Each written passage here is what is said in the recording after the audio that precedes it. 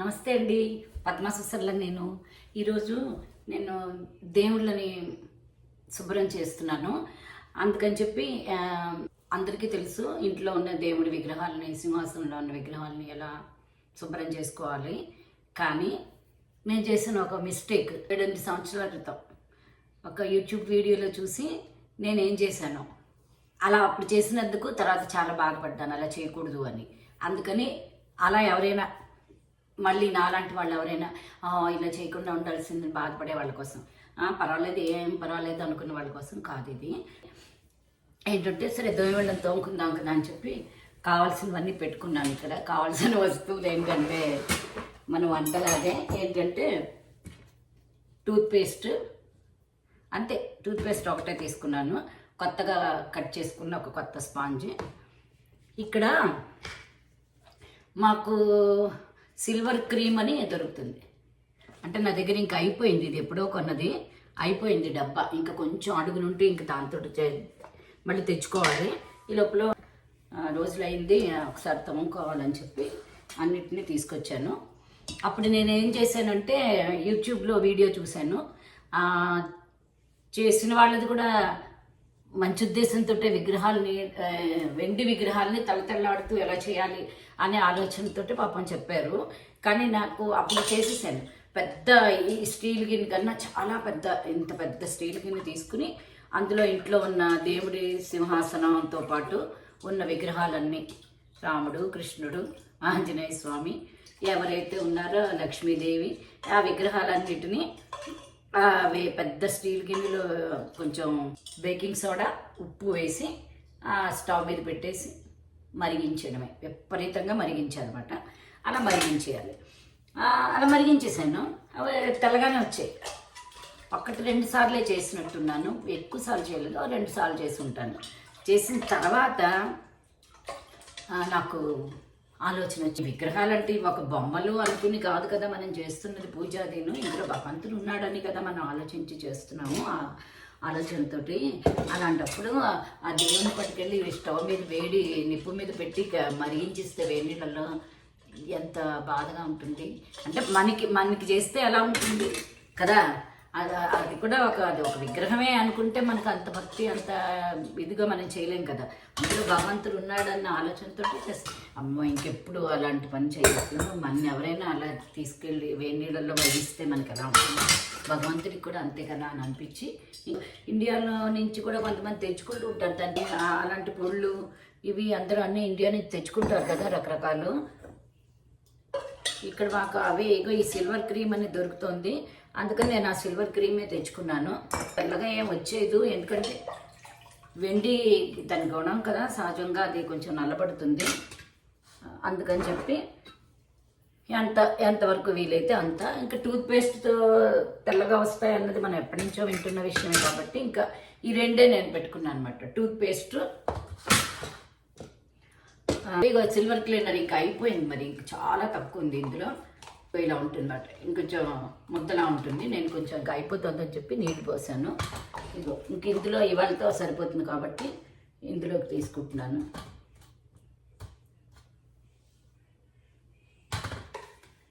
నేను పూర్తిగా చెప్పదలుచుకున్నది ఒకే ఒక విషయం అన్నమాట. ఎవరైనా వెండి సామాన్లని, వెండి విగ్రహాలు, సామాన్లు కాదు, వెండి దేవుడి విగ్రహాలని వేడి నీళ్ళలో పెట్టి మరిగించి, ఇంకా అప్పుడేం అనిపించదు కానీ తర్వాత అలా అయ్యో అలా చేయకుండా ఉండాల్సింది అని అనిపించే వాళ్ళ కోసం మళ్ళీ చూపిస్తున్నానండి. ఇగో ఇంకా పేస్ట్ తీసుకున్నాను. ఈ పేస్ట్ ఇవన్నిటితో పాటుగా ఇగో దీనికి ఆ సిల్వర్ క్లీనర్కి ఇది ఇస్తాడు. ఇంత సాఫ్ట్గా పెట్టి ఇలా అంటే ఏమి తెల్లగా వస్తాయి, అంత తెల్లగా ఏమి రావు. అందుకని ఇది అంత లైట్గా ఇలా సున్నితంగా రాస్తే మన విగ్రహాలన్నిటికీ మంచి డిజైన్లతో ఉంటాయి కదా. సో ఆ డిజైన్ల దగ్గర ఉన్నదంతా బాగా నల్లగా అయిపోతాయి.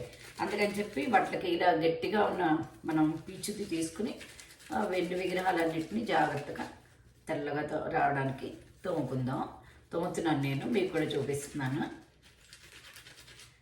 పక్కనే పేస్ట్ కొంచెం అది ఇది అన్నీ కలపడమే. చిన్న ఆవు, ఈ మధ్య ఒక ఫ్రెండ్ ఇది ఇచ్చింది అన్నమాట. వాళ్ళ అబ్బాయికి ధోతి ఫంక్షన్ ఇండియాలో అయితే ఇక్కడికి వచ్చి పట్టుకొచ్చి ఇచ్చిందన్నమాట.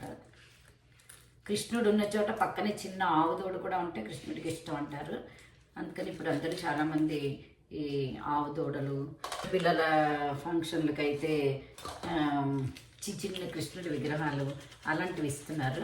బాగున్నాయి. మాకు ఇక్కడ ఈ సిల్వర్ క్లీనర్ ఈ డబ్బాతో పాటుగా ఇంకొక జ్యువెలరీ క్లీనర్ అని ఇంకోటి, అది కూడా ఫస్ట్లో వాడేవాళ్ళం.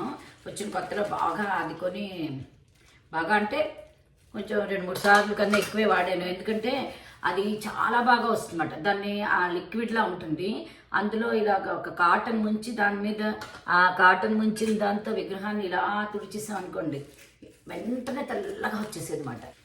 కానీ ఆ లిక్విడ్, తెలుగులో అయితే ద్రావణం అనాలి, అందులో ఉండే ఆ లిక్విడ్కి ద్రావణానికి, నేను ఇప్పుడు అలాంటి చాలామందికి తెలియదు కదా, ఆ లిక్విడ్కి ఒక రకమైన ఘాటైన ఒక వాసన భరించడం అన్నమాట. అది చాలా కష్టంగా ఉండేది, అంత ఘాటుగా ఉండేది. అది అదొక రకమైన ఘాటు, అంటే ఉత్తి ఘాటు కూడా కాదు, ఒక రకమైన వాసన అన్నమాట. ఈ ల్యాబుల్లో ఉండే కెమిస్ట్రీ ల్యాబుల్లో ఉండే అలాంటి ఘాటైన వాసన అది వచ్చేది. దాంతో కొన్నాళ్ళు వాడాను, కానీ ఇంకా తర్వాత తెల్లగా వస్తుంది, కానీ అది భరించడం కష్టంగా ఉంది. అందుకని ఇంకా అది మానేశాను. నా దగ్గర అంత ఎక్కువ విగ్రహాలని బాగా తగ్గించేసాను నేను. ఎందుకంటే ఆయన గరిపాటి వారు చెప్తుంటారు కదా, అదేమన్నా దేవుళ్ళ కాన్ఫరెన్సా, కనిపించిన విగ్రహాలని పట్టుకొచ్చి అక్కడ పెట్టేస్తారు, ఇంకా అక్కడి నుంచి పువ్వులు. ఈ దేవుడికి ఎప్పుడైనా పూర్తిగా ఎక్కువ పువ్వులు ఉండవు, తక్కువ పువ్వులు ఉన్నప్పుడేమో అయ్యో ఇక్కడ పెట్టలేదు, ఈ దేవుడికి పెట్టలేదు, ఆ దేవుడికి పెట్టలేదు అని మళ్ళీ బాధ, ఇంకా మనసు పీకుతూ ఉంటుంది. కొంతమంది ఏమో కొంచెం ఎక్కువగా ఆలోచించే వాళ్ళకి అయ్యో నేను ఇవాళ అలా చేయలేదు కాబట్టి ఏదో జరిగిపోయింది అని ఆలోచించే వాళ్ళు కూడా ఉన్నారు కదా.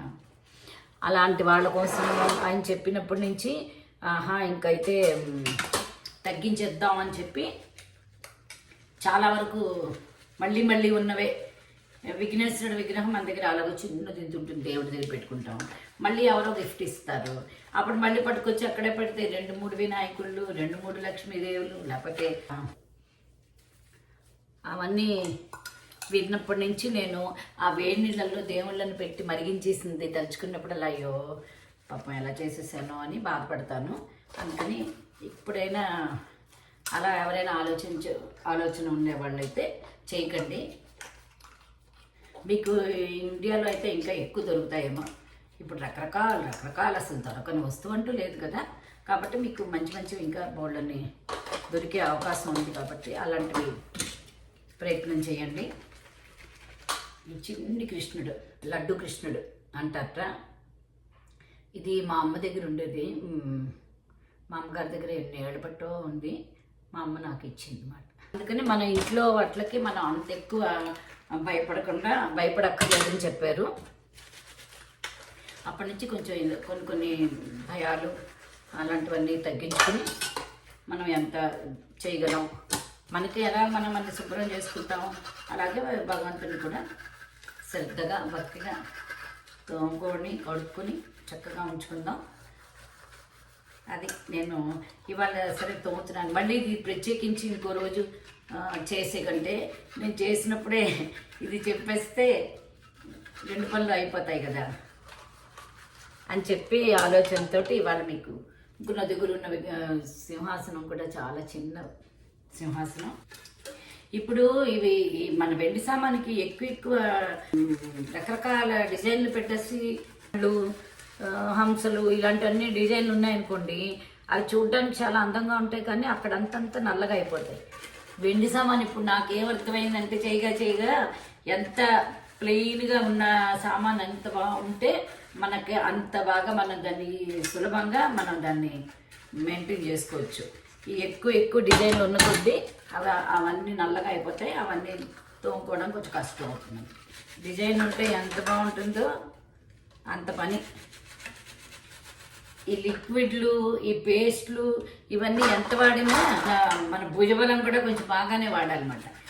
మా ఊళ్ళో ఒక అమ్మాయి ఉంది, వాళ్ళ ఇంట్లో వెళ్ళిస్తామని తళ ఇలాగ బజారు షాప్ నుంచి తెచ్చినట్టు ఉంటుందన్నమాట. అడిగే నేను ఇవే వాడుతాను, సిల్వర్ క్లీనరే వాడుతుంది కూడా. ఇంత తెల్లగా ఎలా వచ్చింది అంటే కండబలం అని చెప్పింది. తోమి తోమి తోమి తోమి ఎంత తోమితే అంత వస్తుంది అన్నమాట. ఓన్లీ ఇంత పేస్ట్ లేకపోతే ఏదో ఇంత లిక్విడ్ పట్టుకొచ్చి దీని మీద వేస్తే తెల్లగా రాదు.